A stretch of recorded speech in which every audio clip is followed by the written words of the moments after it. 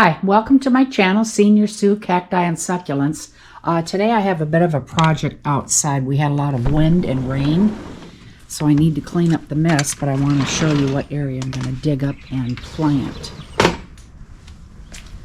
So you can see all the leaves that the rain blew in. But this is the corner that I want to tackle. This is a Floribunda rose bush. And I want to dig that up and put some lavender here and then maybe some other succulents around. And I tried digging it up before this fall, but the ground was too hard. So I'm hoping with all the rain that we had, that it should come up easily. We'll see. So I'll dig this up, clean up the mess, go to the nursery and pick out some plants, and we'll get busy on that project. I'm heading to the nursery now. I'm definitely going to pick up a rosemary plant and perhaps some complement plants to go with it. We'll see what we find. I'm heading to Armstrong Nurseries. I haven't been there for a while. It's a pretty good nursery, but they're a little bit high priced. But we'll see what I can find.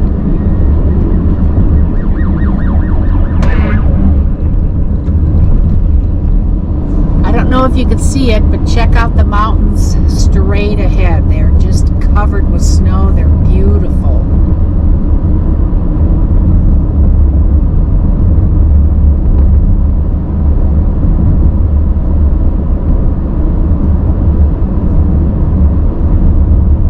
Oh my gosh, this is gorgeous.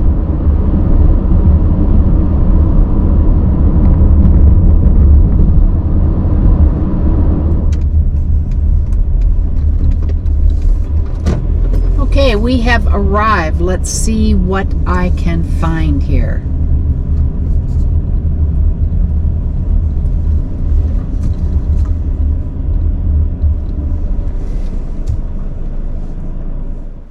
In this video, I will not be giving you a complete tour of the garden center because my channel is mainly about cacti and succulents. So what I will be showing you are the cactus and the succulents that Armstrong has available at the moment. And here you can see some Graptivaria Fred Ives.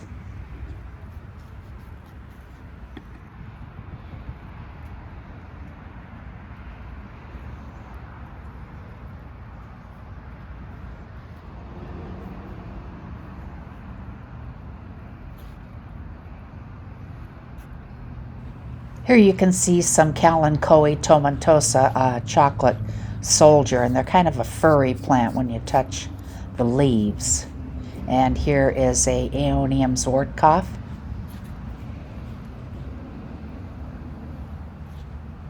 Now this is an interesting looking plant. It's a Ruchia valcata.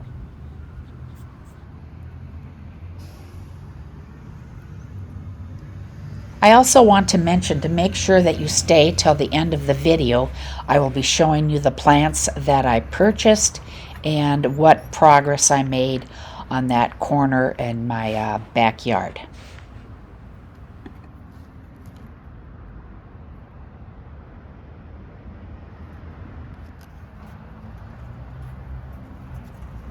This plant is known as a Pleospilo, sometimes referred to as a living stone.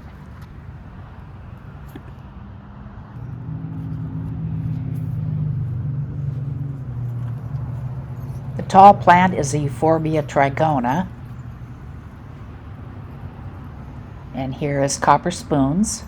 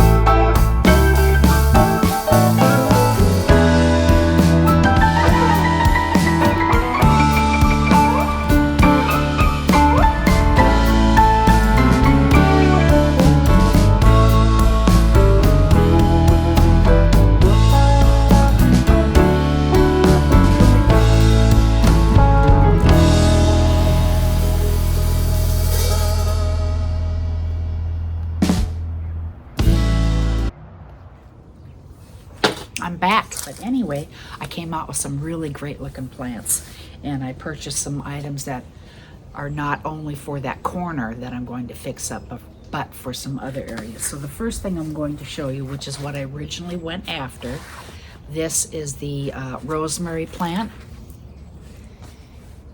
And you can see it has some blooms on it. And this is the Rosmarinus Tuscan Blue, and that was $14.99. So I didn't think that was too bad. It's a very pretty plant. All right, and the next item, now this is for a different area. This is an Australian tea tree, and its name is Leptospermum Scoparium Ruby Glow, and you can see the blooms on this one, little red blooms. And this is for, you know, a different area, and this was $14.99. So let me tell you a little bit about this one.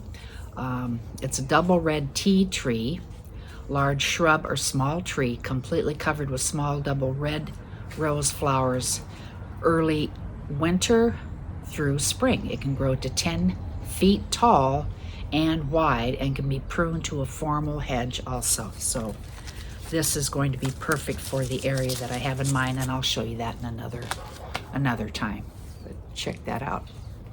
Okay, now here, this is a Dudleya, and these grow on the coast of California, and there is a bit of a problem because people have been pulling them out, so they have been becoming scarce. So if you're out and about, just don't pick plants from the wild. Okay, it's a powdery, live forever Dudleya farinosa, and it's a winter grower native to the coast of Central and Northern California. Flowers are greenish yellow, appearing in late winter. Porous soil with adequate drainage, and this was $12.99. So there are several plants in there. So it's a nice looking plant. Okay, and here we go. This is a Crassula Daydream, and it's drought tolerant. Let me give you a close-up look. Drought tolerant when established, the spreading clumping succulent has oval variegated leaves. Best with regular water during the growing season, but water thoroughly when soil is dry. Protect from frost, and it will get 6 inches high and 8 inches wide, and it can go low down to 32 degrees Fahrenheit. But I think that's really pretty. This is a Fred Ives Graptopetalum, and Graptivaria, and I did purchase 3 of these. So let me give you a little bit of information on this guy. Graptivarium Fred Ives, lovely rosettes glazed with translucent pink and purple, perfect for rock gardens, containers, and desert plantings. Fast growing to 10 inches. The hardy zone is 9 through 11 and down to 20 to 40 degrees Fahrenheit. So that's good for my area too. I am in a 10A. This is Sedum Nasponoranium, and I purchased 3 of these. And I love the color on them. And I thought, you know, some of these would go good with the blue, because you want different textures and different colors when you're doing a planting in the ground. Okay, so let me give you info about this one. Boy, this is hard to read. I darn near need a magnifying glass. Cylindrical foliage, turns a magnificent copper. Great for rock gardens. That's about all I can read because it is really super fine print here. See that? And that noise you hear is the birds. I have Carolina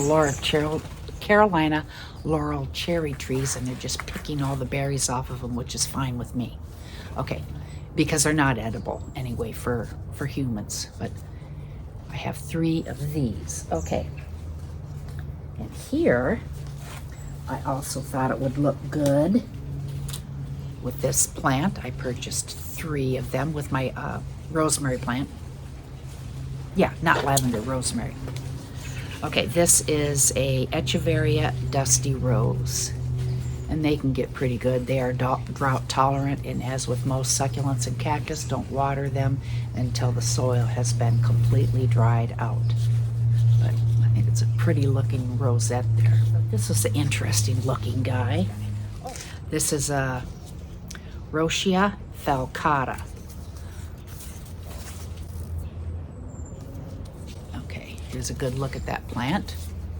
And it's a tough, drought tolerant, and excellent in containers, both outdoors and indoors. Water when soil's dry, keep drier in the winter. Feed regularly during the growing seasons. It's good for zones 10 through 11. It's hardy down to 30 to 40 degrees Fahrenheit. Best for zones 9B through 11, it says, down to 23 to 40 degrees Fahrenheit. Okay, it kind of repeated itself there. But that's a interesting looking little plant there. And I just purchased one of these. And it doesn't, did it say how big it gets? No, it did not. But this is a Crassula Buddha's Temple. I love the way it's stacked. And it doesn't say anything about that, but I'm not quite sure how big it gets, but I think it's a slow growing plant. And Crassula, I think that's in the jade family. But I thought that was pretty cool looking. This is a Euphorbia millii. Okay, these pretty much flower year round. And it looks like it might have maybe a little mildew, or it could be, hard water deposits. But I'll keep an eye on it, and before I plant it, and, spray it if need be. Okay, Euphorbia millii, also known as a crown of thorns. And this one is difficult to read. They can get pretty big. You water when it's dry. Feed regularly while it is growing. Hardy for 9 to 11. Yeah, it's all faded out. It's difficult to read the tag. But this one's just for fun. Northern Lights, hen and chicks. It's a Semper Vivum. Drought and frost tolerant, outdoors in beds or containers, add texture and color. Full sun, height to 2 feet. No, 2 inches, sorry. That would be cool if it was 2 feet, wouldn't it? Okay, and allow soil to dry thoroughly in between watering. So here's a good look at that plant.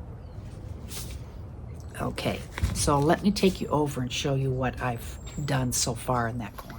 Okay, I was able to get the rose bush out, and the wind has blown in some trash here, but you can see this soil is like clay. So I have to amend it before I get anything in here. So I'm letting it dry out a bit, and then I'm going to be adding some soil amendment. And we, like I said, we had a lot of rain, and we are due for a little bit more rain, so I am not going to do anything here at least for another week or so, so you will have to stay tuned for that video.